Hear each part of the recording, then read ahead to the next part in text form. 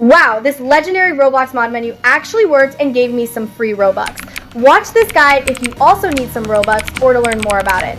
It is very easy to use for most people, and if you copy what I do, then you should be not having any issues. This method is really good because you don't have to root or jailbreak your device for it to work. Just launch it on your platform, adjust everything to your liking, and apply the mod. Have fun, like the video, and see you in the next. Peace.